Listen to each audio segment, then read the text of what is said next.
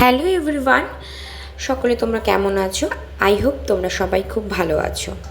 তো আজকে আমি কী নিয়ে ভিডিও করছি তো আশা করি তোমরা সবাই বুঝে গেছো।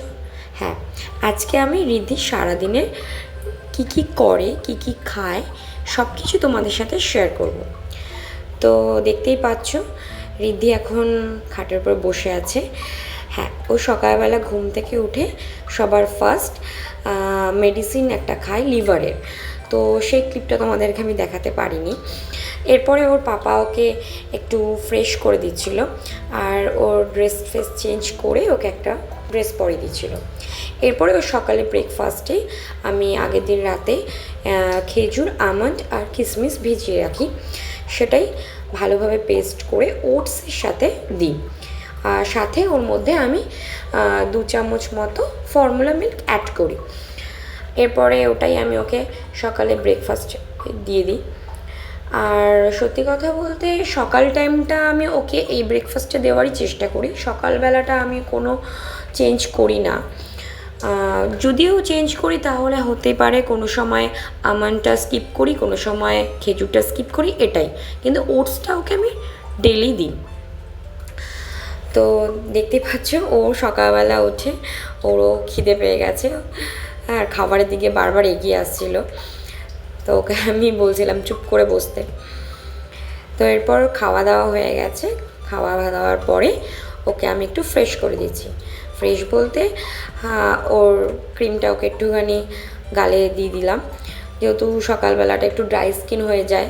তো আর স্নান তো অনেক লেট করেই ও করে, সেহেতু এখন একটুখানি ওকে হালকা ক্রিমটা মাখিয়ে নিচ্ছি। তো দেখো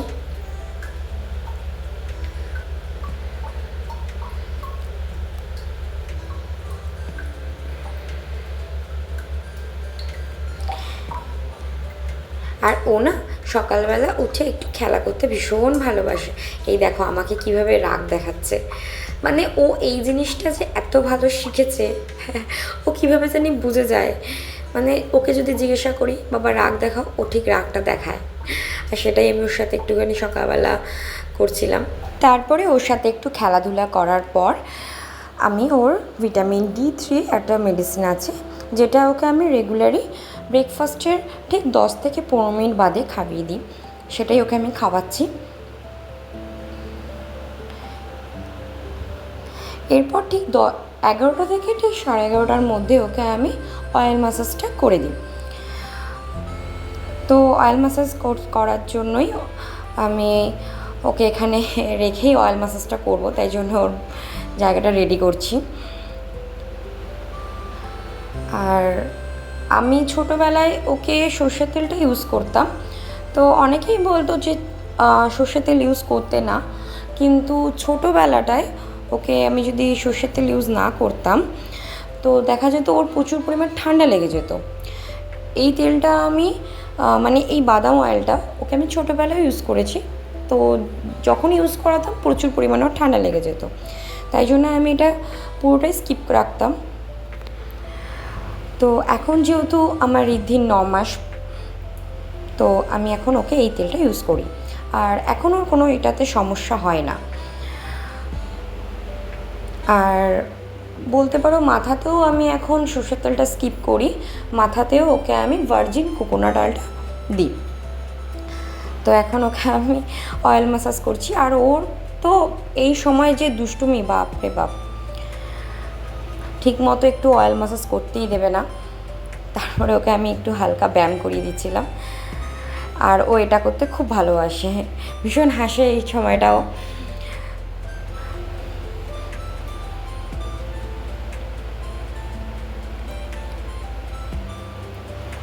তারপরে অয়েল ম্যাসাজ কমপ্লিট হয়ে যাওয়ার পরে ওকে আমি আধা ঘন্টার মতো রেখে দিই। আর যেহেতু এখন গরমকাল, সেহেতু ওকে আমি বেশি টাইম অয়েল ম্যাসাজ করার পর রাখি না। এরপর ওকে আমি স্নান করিয়ে নিয়ে এসেছি। তো স্নান টান করিয়ে ওকে ওর যেই লোশনটা ও ডেলি ইউজ করে সেই লোশনটা ওর ভালোভাবে শরীরে অ্যাপ্লাই করে দিচ্ছি।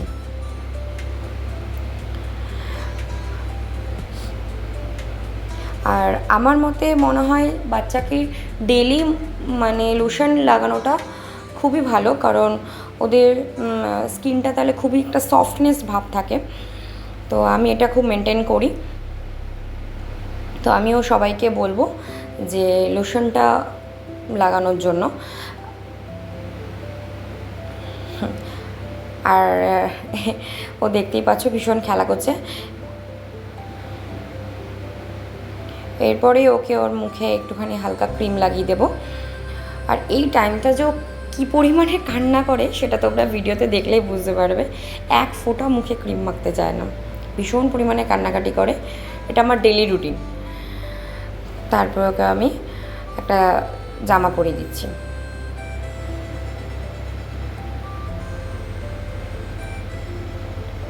আর রীতিমতো এখানে আমাকে ওকে মানে যে কোনো পকড়ায় মিথ্যে কথা বলতে হয় যে চলো তোমাকে এবার ঘুরতে নিয়ে যাব, তাহলেও সব কিছু রেডি।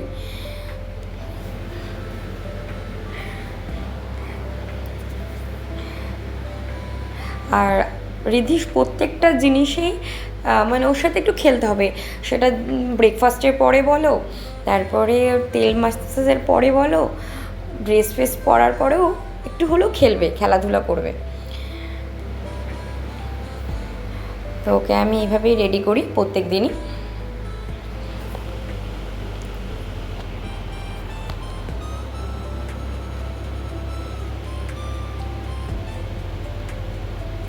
তো দেখো ও এখন পুরো রেডি শেডি হয়ে খাটের মধ্যে বসে ওর পুতুল নিয়ে খেলা করছে।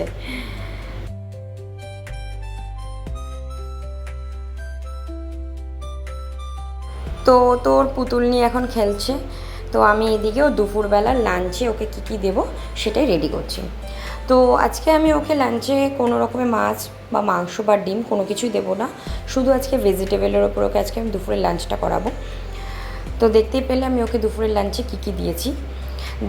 আজকে দিয়েছিলাম কুমড়ো, গাজর আর মটরশুঁটি, অল্প রাইস আর মুসুর ডাল। আর সেটাকেই ভালোভাবে আমি প্রেশার কুকারে করে নিয়েছি।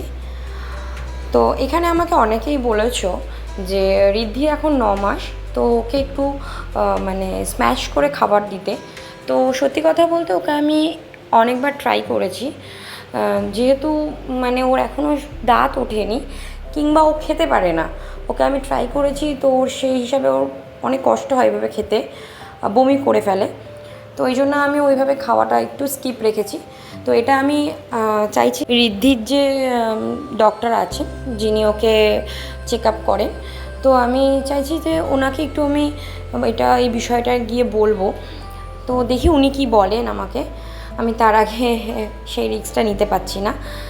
তো আর দেখো বাচ্চা যেভাবে খেতে সুবিধা মনে করবে সেভাবে তো মায়েরা খাইয়ে থাকে, কারণ আমার বাচ্চা যেভাবে অসুবিধা হবে আমি তো সেটা কোনোদিনই চাইবো না। তো এরপরে ওর খাওয়া দাওয়ার পরে ওকে আমি 10 মিনিট পর ওর মাল্টিভিটামিন যেটা আছে আমি ওটা খাইয়ে দিয়েছি। তারপরে ও দুপুরবেলা একটু ঘুমু করে নিয়েছে, ঘুমঠুম দিয়ে ওঠে। এবার ও বিকালবেলা ঠিক 4টে থেকে 4:30 কিংবা কখনো 5টা হয়, ও বিকালবেলা একটুখানি বাইরে ঘুরতে বেরোয়। তো এই জন্য ওকে আমি রেডি করে দিচ্ছি এখানে। আর আজকে ওকে আমি একটু ফুল প্যান্ট পরিয়েছি, কারণ বাইরে ইদানিং গরমের জন্য এত প্রচণ্ড মশা বেড়েছে যে ওকে বাইরে বেরালেই না একটা দুটো মশা কামড়েই দেয়, যেটা আমি খেয়াল করতে পারি না।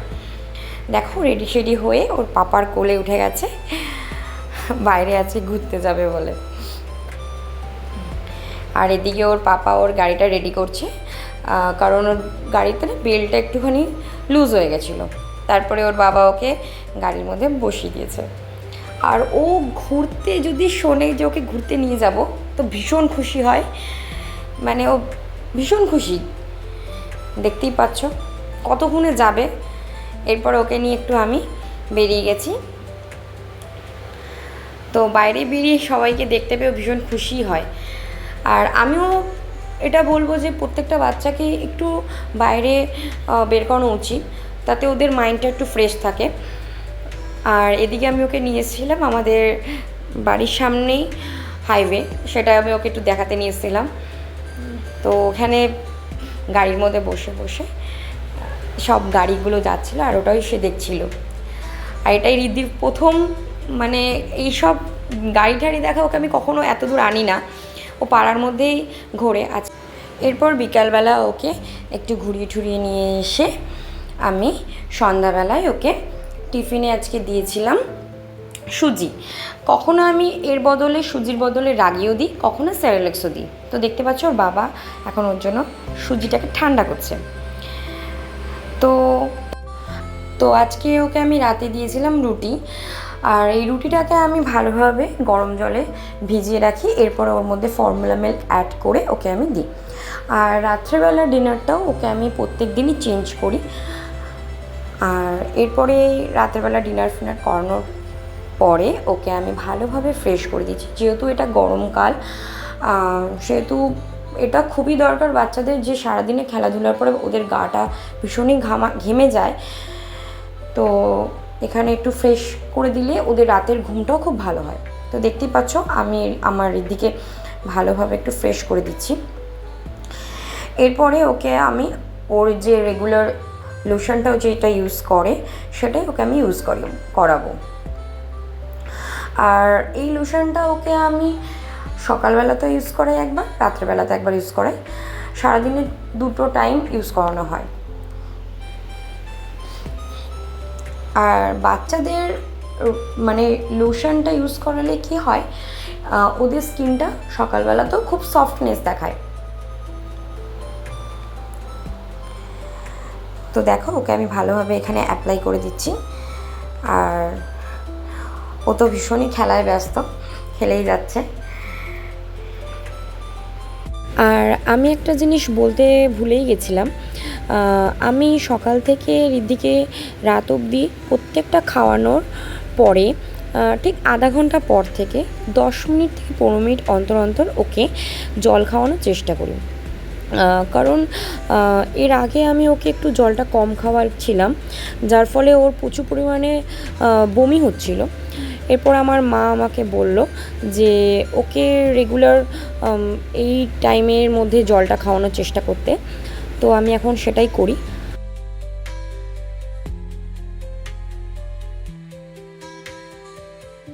এরপর যেহেতু এখন গরমকাল, সেহেতু ওকে আমি রাত্রেবেলাটা একটু হালকা পাতলা সাদা ধরনের জামাই পরানোর চেষ্টা করি।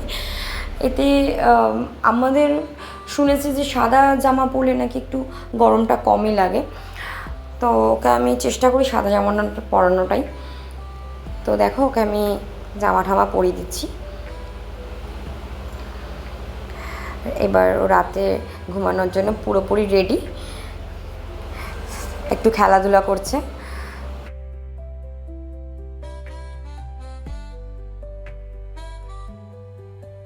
তো ফাইনালি ঋদ্ধি এখন ঘুমানোর জন্য পুরোপুরি রেডি, আর ওকে আমি ঘুম পাড়াবো।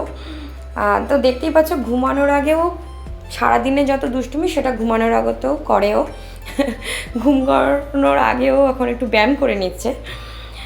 তো তোমাদের ভিডিওটা কেমন লাগলো অতি অবশ্যই জানিও।